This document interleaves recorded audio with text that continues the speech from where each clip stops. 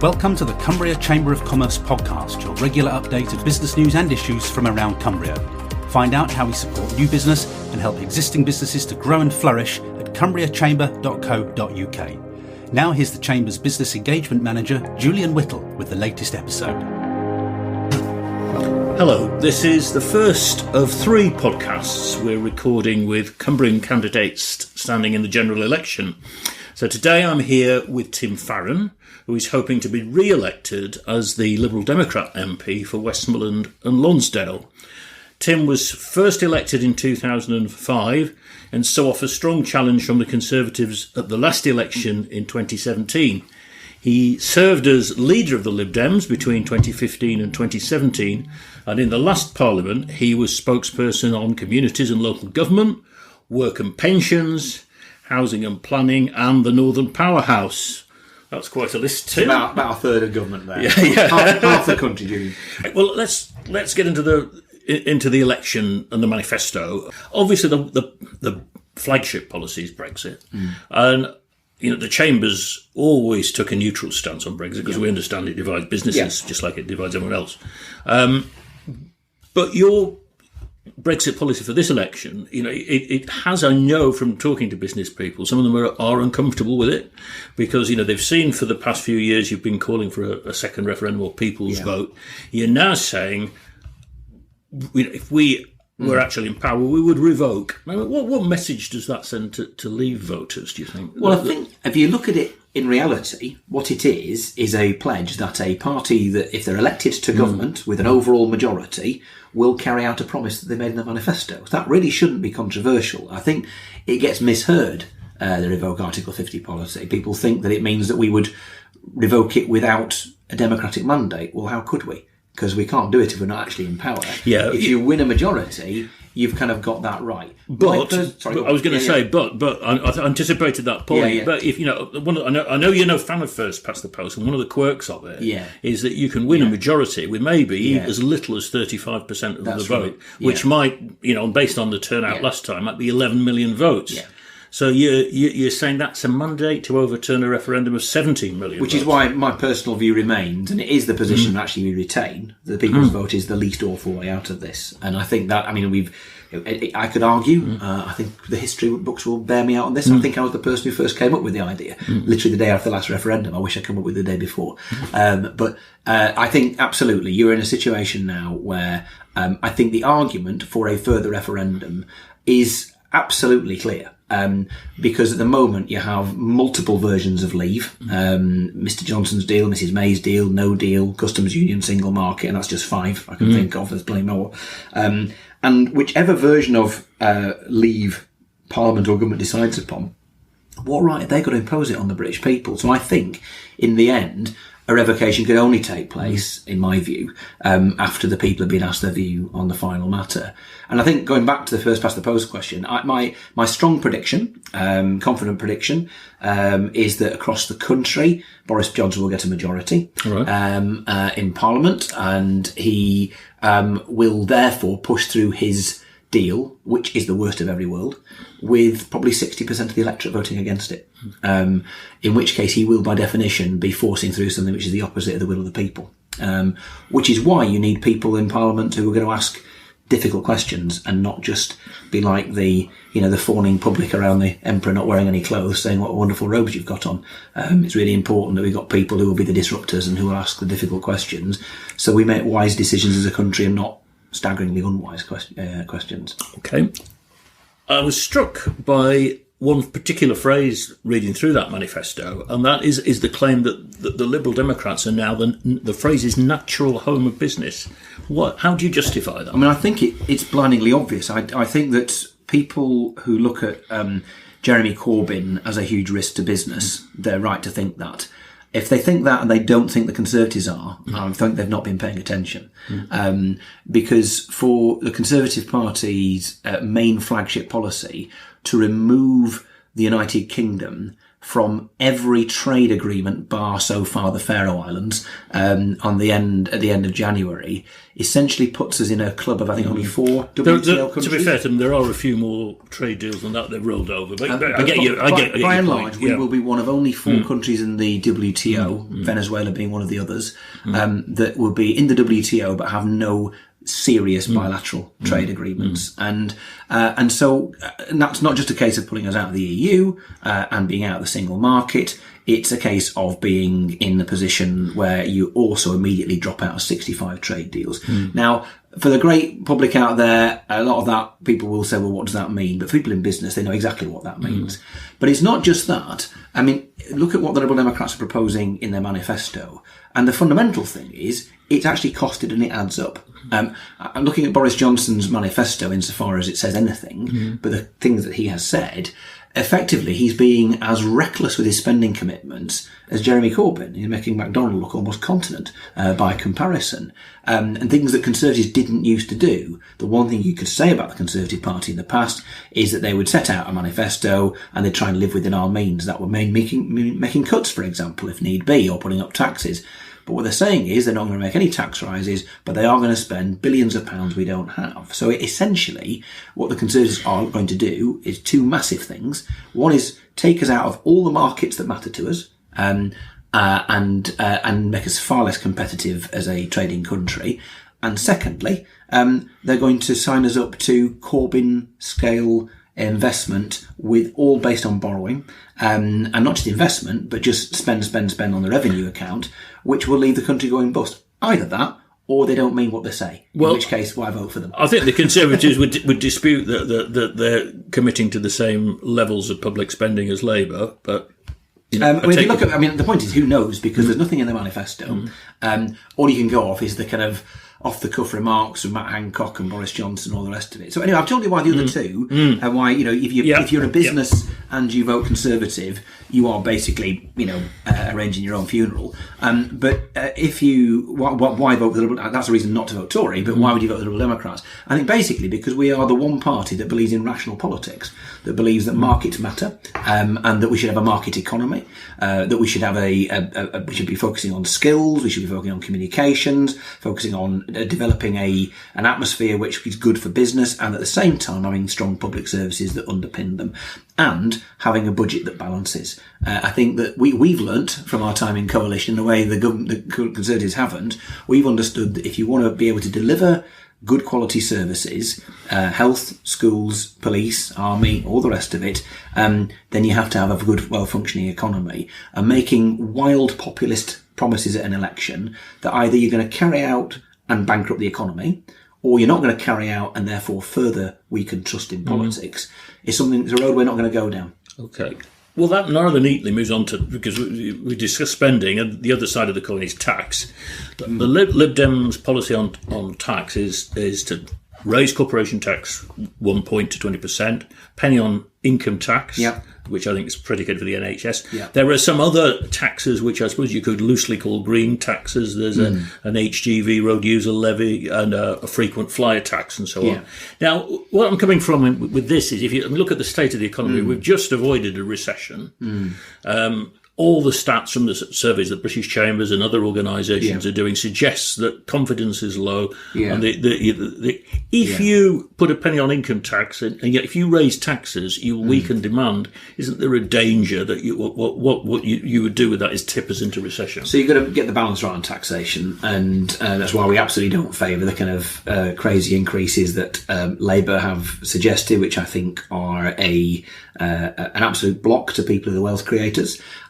But we also want to be honest with people. There's no point saying that you're going to keep tax as it is or cut it when you know you can't afford to do that, and bankrupting the country, that really is a recipe for recession.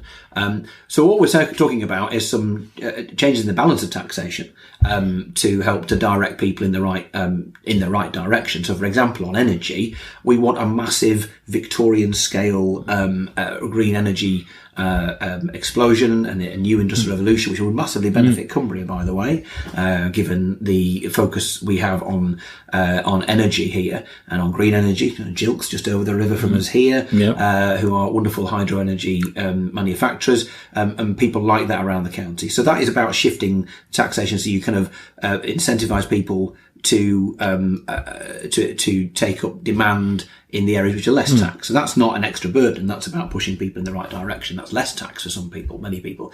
Corporation tax, all we're doing is returning it to what it was 2 or 3 years ago, and just not carrying through the Conservatives' current promise, because we think that the corporation tax change, that's essentially money that's coming out of funding public services. One thing that's absolutely clear, and this sounds really kind of bleak, but let me say it, every penny that poor people on low income receive, they spend. And so if you want to boost the economy, then that last thing you should be doing is removing money from state pension, from universal credit. Many of those people are working as well, of course, because those people spend money. And so giving tax breaks to the very wealthy, it's nice for them. It might encourage them to invest more. But by and large, people don't spend that money; they save it. And so that's why it's right to get that balance right. And on income tax, like I say, the one thing that people perhaps haven't really faced up to, unless they themselves have a loved one who's being cared for, is that the UK social care system is beyond on its knees. It's absolutely flat on its back. And if we don't invest in it and in mental health care, we're going to have such a burden upon our economy, which will also be something that anybody with half a heart would be appalled by as well, then we will be letting the side down. So it's about being honest with people. Everybody knows there needs to be more money. We're at least being honest with people, saying where it's going to come from. Okay. I mean, there's one particular tax that exercises businesses, and that's business rates. Absolutely. Now, you're proposing to replace the existing business rate system with a commercial landowner levy. Yeah. And if I've understood this right, this effectively will pass on the cost from the tenant, the business tenant, to the landlord, which of course is the case anyway. If the premises is empty, the landlord becomes responsible.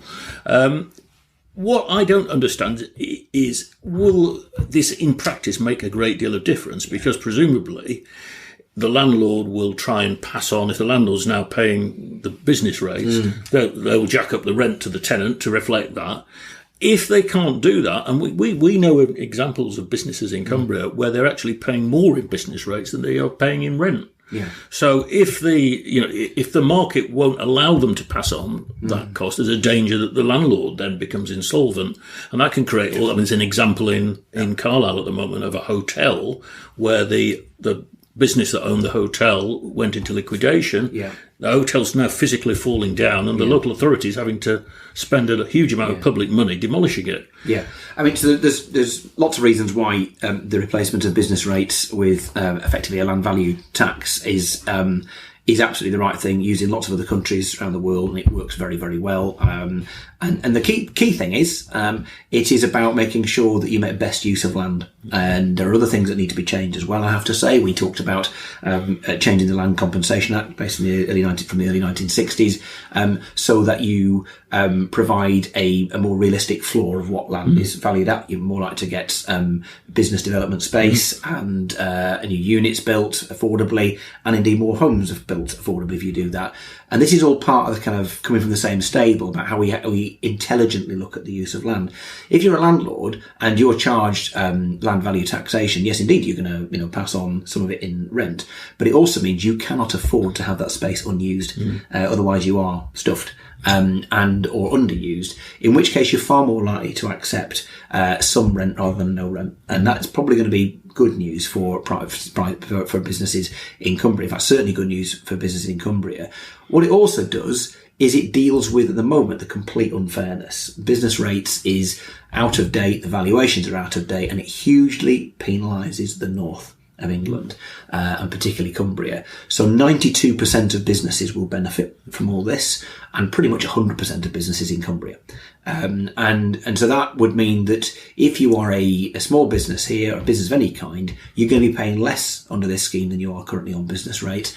And, people sitting on an absolute pile in London who are paying, not much more than somebody in Strickland Gate and Kendal for their square acreage, will find themselves paying a lot more, but their income is infinitely more, so they can afford it. Okay.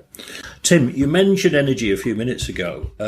There's some really quite ambitious targets in the manifesto. One is that you want 80% of electricity to come from renewables by 2030. There's planting 60 million trees a year, the ban on fracking, investment in public transport and electrifying railways, and ensuring all new cars are electric by 2030. Now, there's support for tidal and wave energy and obviously all forms of renewables. No mention anywhere in the manifesto of nuclear. Now, given that at the moment nuclear provides 25% of our electricity, and National Grid says that because of electric vehicles and probably a switch away from fossil fuels for domestic heating, that UK generating capacity will have to double by 2050.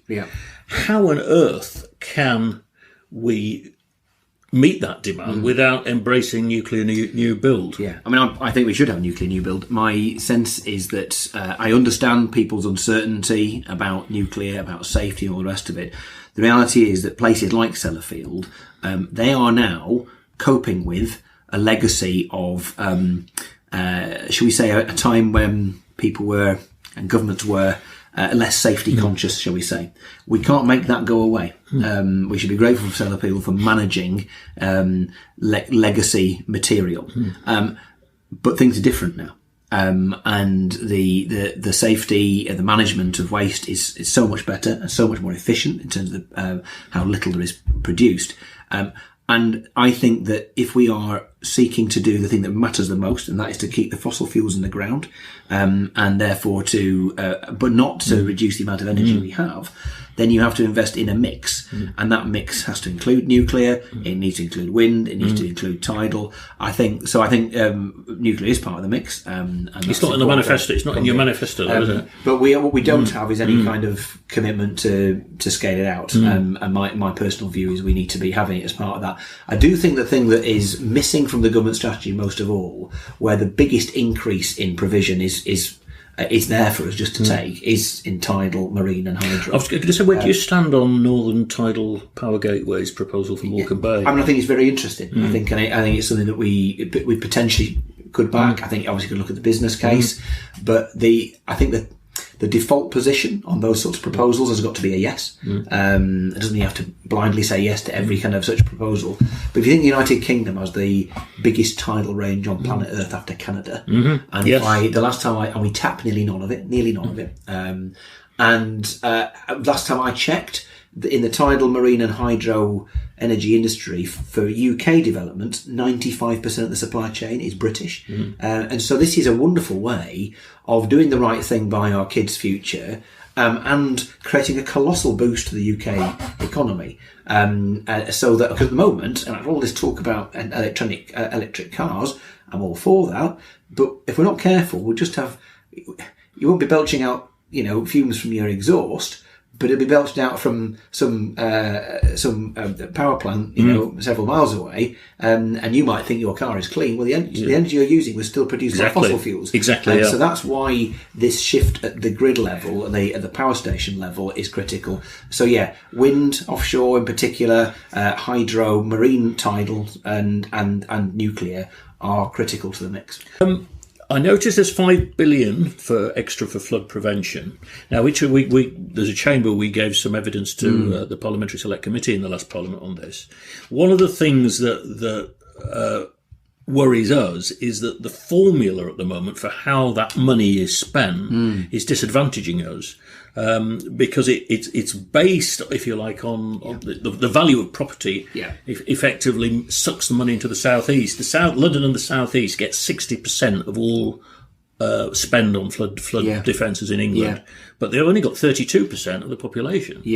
Would you change? It's not just a question of would you change the way the money is spent? So yes, first of all, to address the point you've raised, exactly, because of the property values in the south versus the north. So given that the north is more likely to flood, for we are wetter, for us to be receiving a minority of the investment to cope with flooding and to protect homes and businesses is just wrong. So we would change that. But the other thing which is quite significant as well, particularly when it comes to businesses, is that businesses in Kendal will be broadly protected by the Environment Agency scheme that we fought very hard to deliver and which is about to begin, because they are alongside residential protections, and because of a volume of employment, but also the volume of residences. And because it was a relatively easy job to persuade government that the folks whose lives were absolutely wrecked by Storm Desmond, who lived on Sandylands, Appleby Road and places like that, because they need to be protected,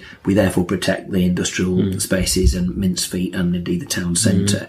The problem comes when you're trying to deal with those businesses devastated by flooding when there's not a big residential problem. Yeah, because at the moment it's all about residential. So, Windermere, particularly at Bonus Bay and at Waterhead, and then down at Back Barrow at the south end of the lake, you have essentially the lake rises by several feet, and there was something like 90 or so businesses around the lake which were devastated by Storm Desmond. Many of them were very small businesses, and that was devastating for them financially as well as emotionally in every other sense. And yet the government will not invest anything really in what would be a relatively straightforward scheme to be able to protect those businesses around the lake and the community at Back Barrow.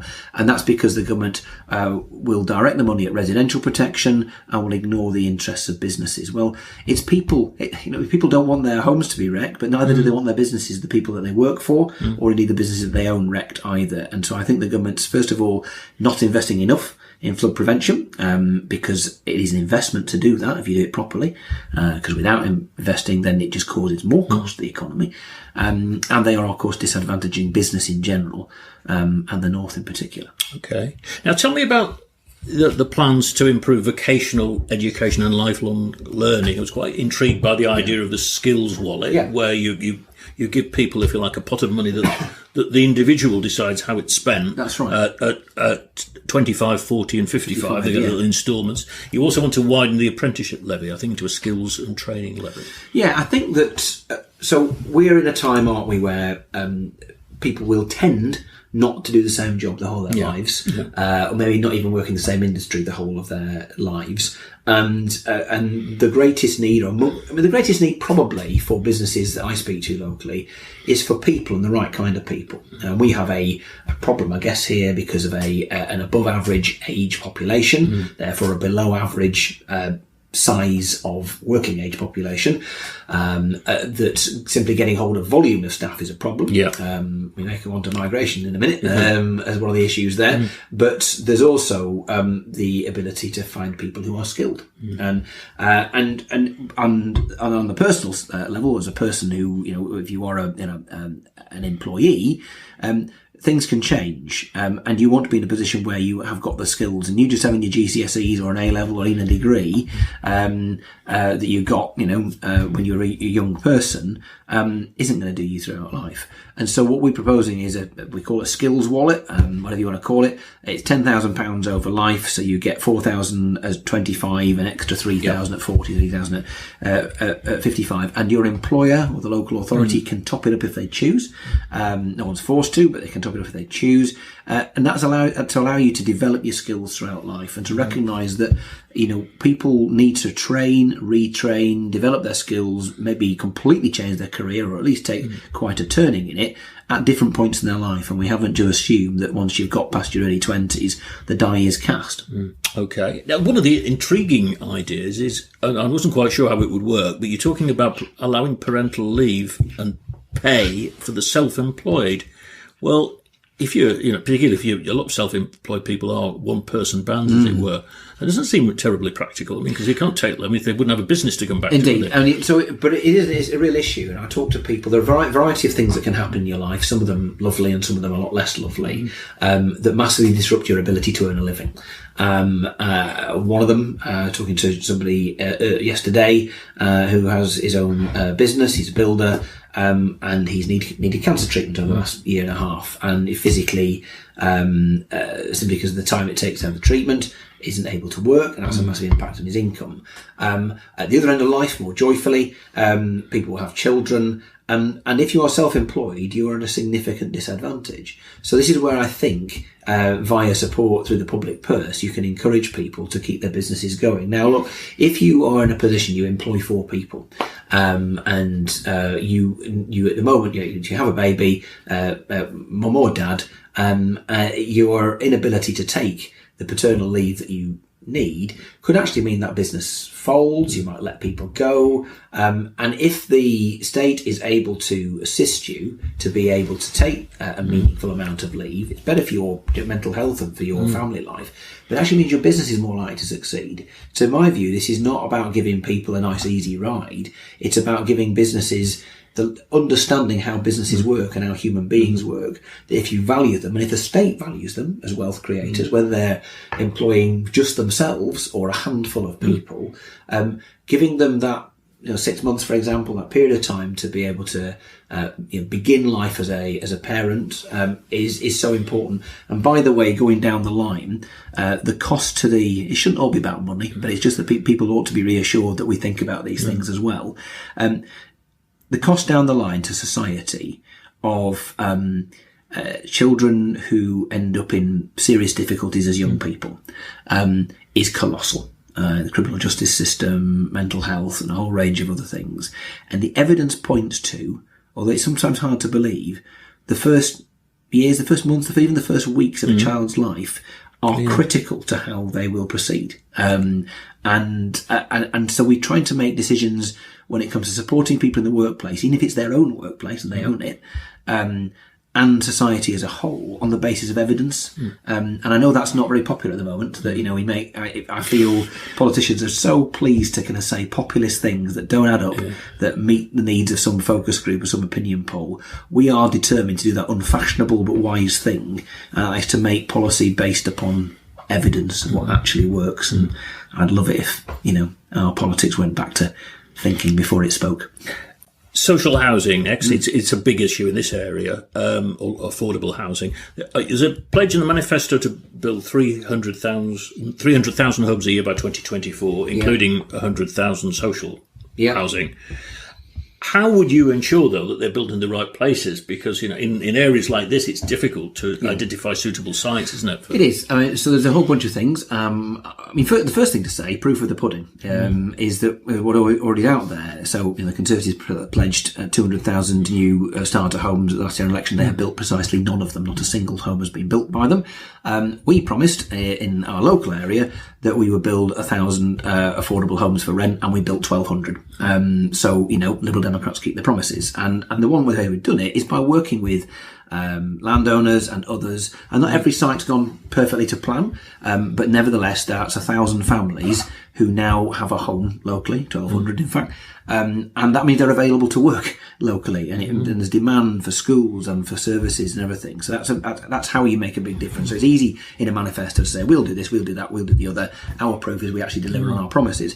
But how would you do it across the board? Well, there's a few things that you would need to... Having a target is kind of meaningless unless you do something to populate it and make it happen.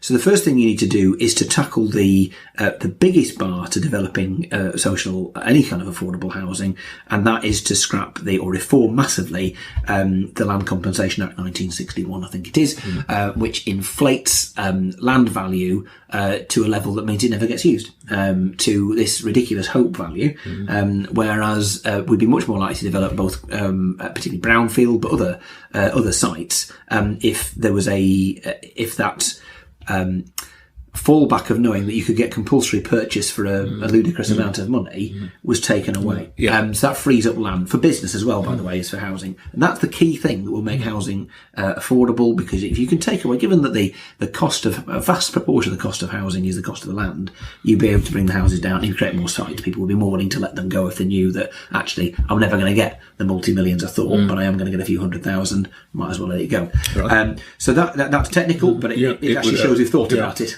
The other thing, let's be blunt, It's staff. It's people again. And we desperately need people who will believe that construction is an industry that they want to go into, and all the allied industries as well.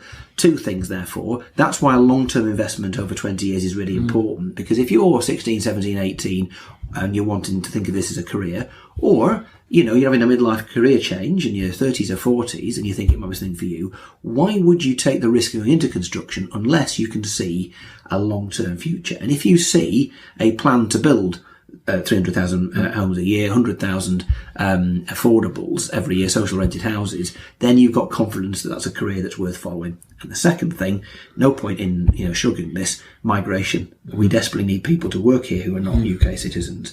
And the current approach of the government, which would mean that you would not be allowed to work in the UK from overseas unless you were earning a minimum of £30,000, is curtains for construction.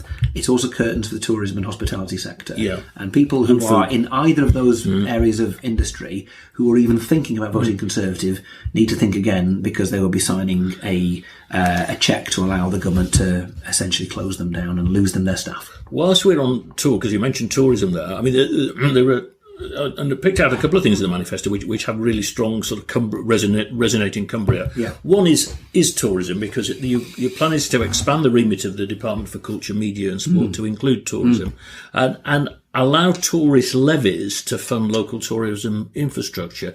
So I know there's the idea of a tourist tax. I think Edinburgh's considered it, and a lot of opposition in the Lake District, though.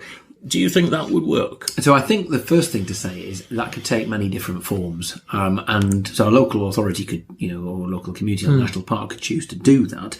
I think the idea of a bed tax, so, you're an overnight, you charge £1 a night extra. I think that would be a foolish idea, not least because the minority of people who come to the Lake District stay overnight. And so you'd just be piling the value. And they contribute the most to the economy as well. Exactly. Yeah. So actually, I think the issue really goes back to where the government, how the government distributes income. And the real problem is that, and so this is where I think the money should come from, rather than any kind of tourism tax, is that as things stand, Cumbria is funded for health services, for highways, for education, for all of the provisions that locally, many of which are things that visitors use, on the basis of number of full-time residents in the county. And that means we are massively disadvantaged compared to counties that don't have it, that maybe have more people living in it full-time. But not visited. With the second biggest visitor destination in the country after London, more than Edinburgh. 47 million a year, I think. It's colossal, more than Cornwall, more than Edinburgh, more than Manchester. We are more than the Highlands, you pity say. So this is, so we are massively penalised. We earn for the Exchequer a colossal amount of money as a county through tourism and hospitality, and we get to keep none of it, or next to none of it. And we're penalised for that because we are funded for our highways and for everything else that is part. So if you're worried about why there aren't enough public loos or enough, free or affordable car parks, or why the roads are a mess, or why doctor surgeries are not getting funded properly, it's because and I'm delighted that they do. Millions of tourists use those services every year, but none of the money they spend in our shops and what have you, and the tax that therefore goes to that, comes back to us. So the UK government needs to reallocate a vast chunk of the tax that comes from the lakes back to the lakes, in which case there'd be no need for any kind of tourism tax. The other Cumbrian aspect, I thought, is actually on defence, where you want to cancel one of the 4 dreadnought submarines being built at Barrow. You want to keep the nuclear deterrent, but with 3 boats rather than 4. Are you happy with that as someone? I mean, my sense is that, first of all, I believe in multilateral disarmament and not unilateral disarmament. And I think that first of all, the 4th sub is some way off. My personal view is that we should have all 4 because there's such marginal savings from the 4th submarine. But I understand what we're saying there, which is to kind of show some willingness in terms of disarmament. One last question, Tim, and that's on tactical voting, because, I mean, obviously Lib Dem's very strong in Westmorland and Lonsdale, but not really elsewhere. In fact, at the last election, you polled not quite, but almost 3 times as many votes as the other 5 Lib Dem candidates put together. So we had a terrible leader then. I'm not good of you to take the way. But I mean, the Lib Dems finished either 3rd or 4th elsewhere in Cumbria, not really challenging. So what do you say to voters in those other Cumbrian constituencies who say, well, actually, I do support the Lib Dems, but I see voting Lib Dem as a bit pointless. And I was looking as well at those, that there are sort of anti or stop Brexit tactical voting websites like Remain United and Best for Britain. And I think except for Penrith and the border, they're actually urging people to vote Labour in the other constituencies. So what's your message to Lib Dem supporters in the rest of Cumbria? Well, I mean, first of all, you look at the evidence locally, and obviously I would like people to vote Liberal Democrat absolutely everywhere, but I'm also not so tribal that I would want people to be, foolish and not look at the local lie of the land. It's worth bearing in mind that since the 2017 election, there have been local and European elections, and in the European elections in Cumbria, we came first here. With the Brexit Party second, and we came second in 3 other constituencies, including Penrith and the border. And I'm not going to. I think the other 2 are Carlisle and Workington, but will not. Please don't quote me on that. So there's clearly much greater strength here than there was when that ginger fellow was leader of the Liberal Democrats in 2017. That's me, by the way. So I think that our growth is very significant. I also think that there's been a real shift. What I'm finding here, yes, Labour voters traditional Labour voters have never been more keen, eager, almost enthusiastically to vote for us here than they are today. People don't even consider it to be a tactical vote. They're very happy to vote for us, and Green voters as well. What I'm finding, which is totally new, to me, is people who are very traditional, lifelong Conservatives coming over to us. And they generally are people who've been involved in business one way or another, whose backing of the Conservative Party was largely a pragmatic one. This is the pro-market party. They're against, wild socialist extremes, excessive taxation. They're just generally a pragmatic party of government. And if there's no place in the Conservative Party for Rory Stewart, there's no place voting Conservative for lots of previous Conservative voters. And so I'm getting people every day, literally every day, telling me, been a Tory all my life, but I'll vote for you this time round. Partly, I hope, because they're positive what the Lib Dems stand for. We're pro-business, but we're pro-strong public services. We're pro-long-term, grown-up government, and thinking about the future. But also, it is clearly a repudiation of a Conservative party that has gone into the realms of Farage land. And I honestly think now it's right to think of Jeremy Corbyn as a threat to business. But if you think Jeremy Corbyn is, or if you think Boris Johnson is not as big a threat to business, in the nicest possible way, you've not been paying attention. Thanks very much, Tim. Thank you. Thank you for listening to the Cumbria Chamber of Commerce podcast. You can find out more about how we're supporting Cumbrian businesses at cumbriachamber.co.uk and cumbriagrowthhub.co.uk. In the meantime, thank you very much for listening, and watch out for the next episode, which we'll be releasing very soon.